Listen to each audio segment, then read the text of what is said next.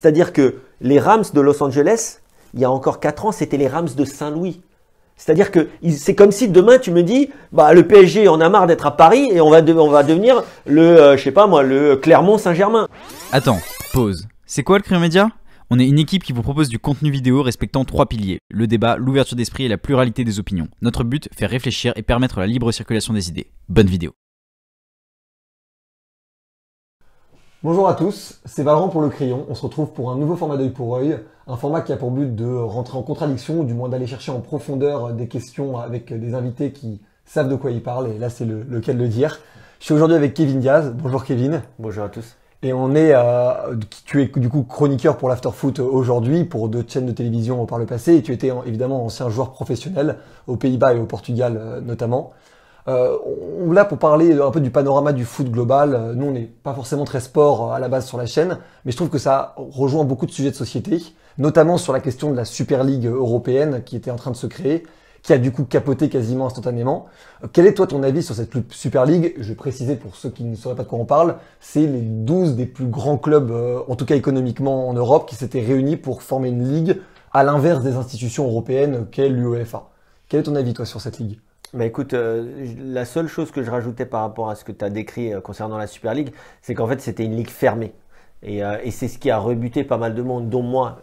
Moi j'ai trouvé que le principe de créer une nouvelle compétition alors qu'il y en a déjà beaucoup, je trouvais pas que c'était forcément judicieux. Par contre, le fait qu'elle soit fermée, là c'était une Super League où on retrouvait quoi qu'il arrive dans leurs championnats nationaux les mêmes équipes, c'est-à-dire les 15 plus puissants en particulier, et puis 5 équipes qui seraient un peu invitées comme bon leur semble. Et donc franchement, c'était pour moi pas supportable parce que oui, la Ligue des Champions, où elle a déjà changé de format et il peut y avoir des choses à redire. C'est déjà, selon moi, une ligue semi-fermée et c'est déjà un scandale en soi. C'était pas pour ou contre la Super League et forcément pour ou contre la Ligue des Champions. Non, c'était juste que ce projet-là, il défendait des valeurs qui, selon moi, étaient beaucoup trop éloignées du football, on va dire, comme on le connaît, même si c'est déjà du foot business. Mais ce fait qu'elle soit fermée et donc qu'il n'y ait pas de mérite sportif pour chaque année bien travailler et donc s'y qualifier et donc exclure 99% du football européen,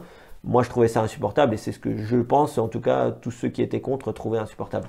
Oui, mais on peut voir que ce soit la Bundesliga avec le Bayern de Munich, l'Italie avec la Juventus, même si cette année, pour le coup, ils ont fait un peu un faux pas, et parfois, et la France évidemment avec le PSG, beaucoup de ligues se retrouvent démunies un peu de leur intérêt national, justement parce qu'il y a des clubs qui sont beaucoup trop gros, et on prend souvent cet exemple dans l'after du Paris-Brest ou du Paris-Nîmes, qui perd son intérêt au fur et à mesure que l'écart se creuse entre les équipes. Après, la question qu'il faut se poser, même si bien sûr ce constat il est clair et on ne peut pas le remettre en question, c'est ce match il perd de l'intérêt pour qui? Ce match il perd de l'intérêt pour les supporters du Paris Saint-Germain, mais il perd pas de l'intérêt pour les supporters de Nîmes, il perd pas de l'intérêt pour les supporters de Brest et encore moins pour les supporters de Clermont. Je te parle de Clermont parce qu'ils sont en Ligue 2, ils vont monter en Ligue 1. Eux, ce qu'ils veulent, c'est monter en Ligue 1, ils veulent bien sûr jouer contre toutes les équipes, mais ils veulent jouer contre le Paris Saint-Germain. Ils veulent qu'il y ait un intérêt à jouer contre le Paris Saint-Germain. Parce que c'est ça qu'on aime dans le foot. Le foot, bien sûr, bien sûr, on dit que pourquoi on aime la Coupe de France? C'est parce qu'on a vu encore hier que Rumi Vallière, des amateurs, ont l'occasion de jouer. Même si c'est pas vraiment des amateurs, c'est plutôt, moi je les appelle les footballeurs pas assez bien payés. Oui. Mais on va dire que c'est des joueurs qui sont à un niveau inférieur, en 4e division, qui ont l'opportunité de jouer la Coupe de France contre des professionnels. Et la Ligue 1, c'est pareil. Oui, on sait que peut-être Brest ou toutes les équipes qu'on a citées, elles vont pas avoir énormément de chance sportivement de battre ou de finir plus haut que le Paris Saint-Germain, Marseille ou Lyon. Mais elles ont quand même l'opportunité sportivement, si elles travaillent bien sur plusieurs saisons ou sur plusieurs mois, en l'occurrence sur une saison, d'atteindre et d'accéder à l'élite. Et c'est ça qu'on aime. Le mérite sportif, c'est ça. Je t'avais écouté régulièrement sur l'after et notamment sur Neymar, qui était selon toi une forme d'incarnation du foot business. Je reviens notamment sur l'interview où il avait dit que son plus beau souvenir de football, c'était la remontada face au PSG. El mejor momento vivido en terreno de fútbol. Creo que la remontada contra París, ahí la sensación cuando metemos el sexto gol.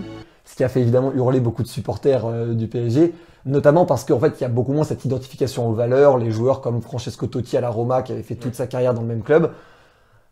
Comment réussir dans justement ce foot un peu business, comment réussir à faire adhérer les joueurs et les supporters à des valeurs de club, alors même que beaucoup de questions de gestion de joueurs, on a pu le voir avec Cavani au PSG également, ne sont plus des questions de valeur mais vraiment des questions économiques, quoi. Je pense que si j'arrivais à répondre en 2 minutes à cette question, Bien sûr. je serais appelé ensuite en sortant du crayon par tous les responsables de clubs européens. Parce qu'en fait, bien sûr, il y a des valeurs du foot. Et la valeur du foot numéro 1, je pense, pour un supporter, c'est l'identification. L'identification à un club, à une région. On peut avoir un supporter de Manchester United depuis Paris ou un supporter du PSG depuis le Japon ou la Chine, peu importe. Mais il s'identifie à un joueur, à un club, à des couleurs, à un maillot. Et c'est ça qu'aime le supporter. Par contre, ce qui se passe, c'est que les dirigeants aujourd'hui, et peut-être que vous pourrez peut-être mieux répondre que moi, mais ils se posent des questions sur les futures générations. Qu'est-ce qu'elles vont aimer? Est-ce qu'elles vont voilà, faire partie de ces générations qui grignotent un peu l'information, qui grignotent le match, qui ne regardent pas forcément 90 minutes? C'est ce qu'avait dit Agnelli. Où on peut se poser la question. Mais le problème, c'est qu'il ne faut pas perdre non plus la majorité des fans de foot aujourd'hui qui ont plus de 18 ans peut-être. Il ne faut pas que les dirigeants se trompent. Et je pense que ce qui s'est passé, c'est ça en fait. C'est que les dirigeants, notamment des clubs anglais, qui sont des propriétaires américains qui n'ont pas du tout la même culture sportive que nous en Europe et que donc les Anglais en Angleterre. On est en train de s'américaniser? Un petit peu, dans le sens où moi j'ai rien contre l'américanisation puisque j'adore les sports américains.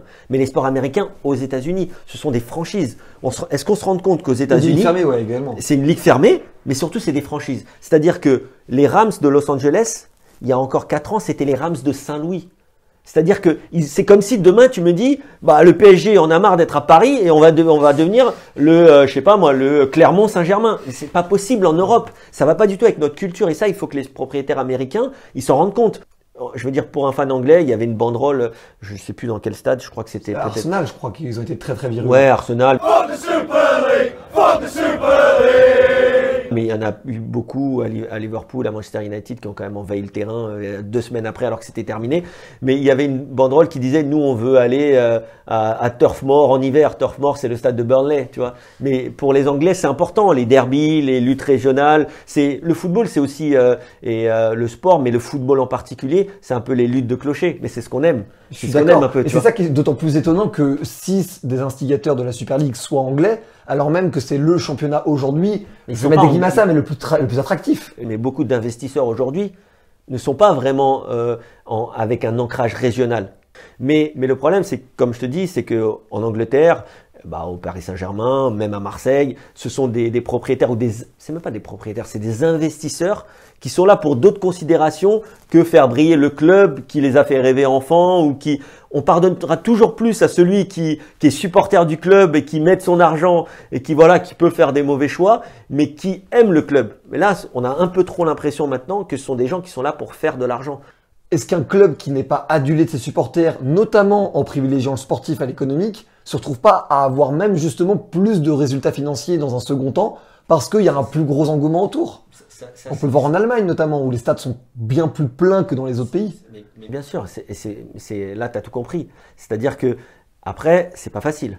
Parce que c'est plus facile d'acheter des joueurs qui vont faire vendre des maillots que de créer une équipe qui va prendre des années, qu'il faut construire petit à petit.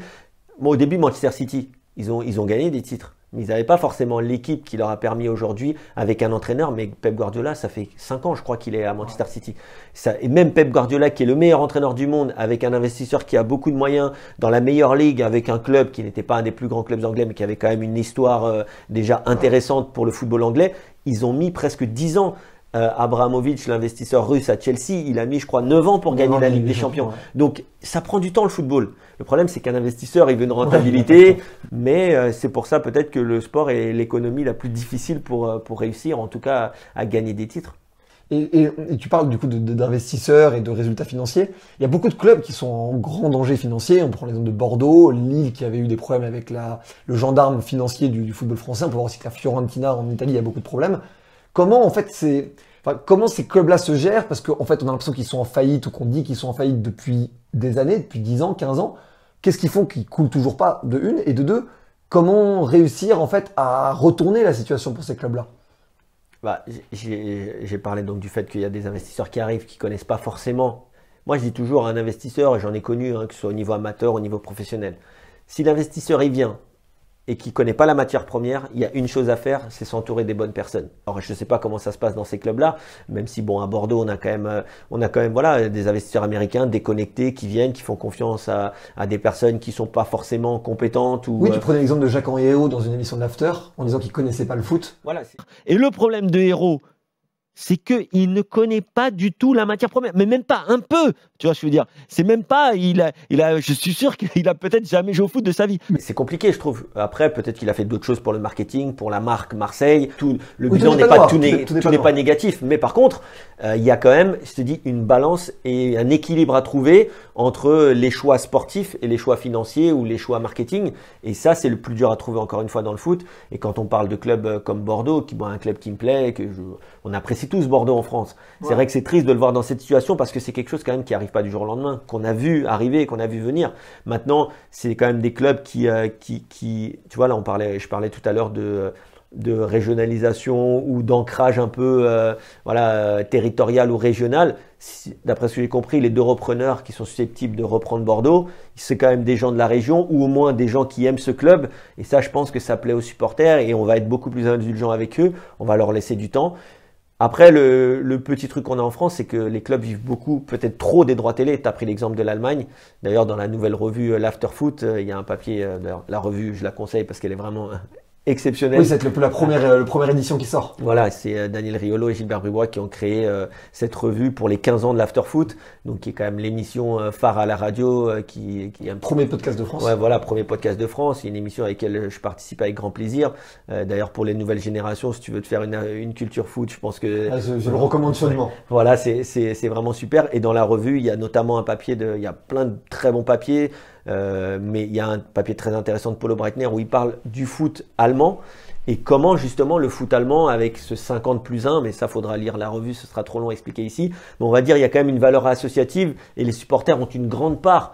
On parle souvent des socios à l'espagnol ou à la portugaise, mais les Allemands, franchement, moi je l'ai découvert encore une fois dans cet article, mais c'est très intéressant la façon dont ils ont quand même leur mot à dire en tant que supporters et en tant qu'adhérents.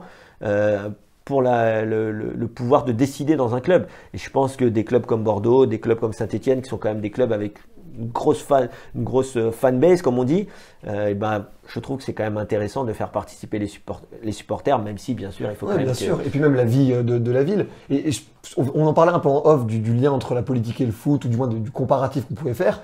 On a l'impression que c'est un peu ce qui se passe aussi dans la politique, c'est-à-dire des gens qui sont un peu hors sol, parfois loin des gens qui sont censés représenter, et qui du coup obtiennent de mauvais résultats. Bon là c'est pas financier mais c'est électoraux.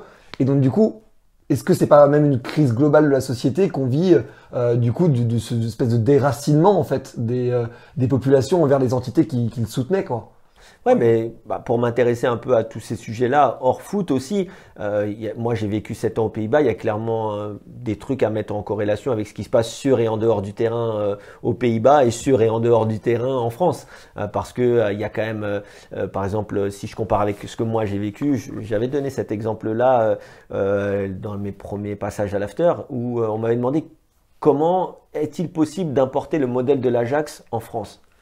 Notamment à Lyon, ça avait été une grande question. D'ailleurs, à Lyon, ça marche plutôt pas bien, plutôt très bien même. Ouais. J'avais donné cet exemple-là. Moi, je me mets dedans, j'en fais partie. Quand tu es à Amsterdam, au feu rouge, il y a un passage piéton, d'accord? Je vois que tu te dis, mais de quoi il va me parler? Je vais te parler d'un truc qui est très intéressant. Je suis pas un sociologue, mais j'ai fait ma petite étude. Les seules personnes qui traversent lorsque le piéton est rouge, c'est des Français. Et moi, je me mets dedans. Mais c'est vrai que nous, on a une culture quand même...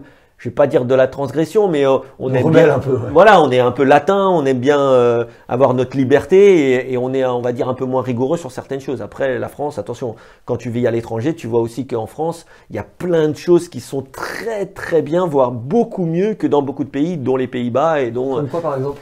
Par exemple, je sais pas moi, un truc tout simple, la sécurité sociale. Quand tu es footballeur, en France, tu as la sécurité sociale, tu es beaucoup mieux pris en charge.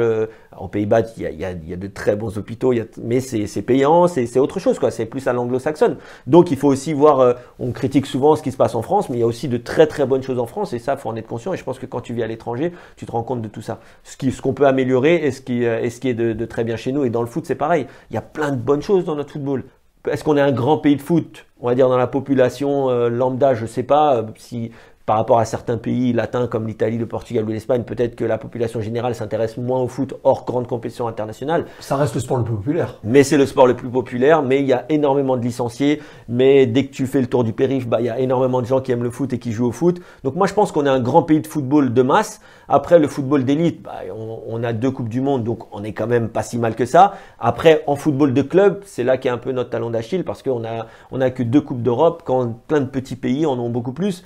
Mais voilà, il faut qu'on garde ce qu'on fait de bien, je pense, en France. Et il faut qu'on soit aussi ouvert à ce qui se passe à l'étranger ou à ce qui se passe à côté de chez nous pour continuer de progresser.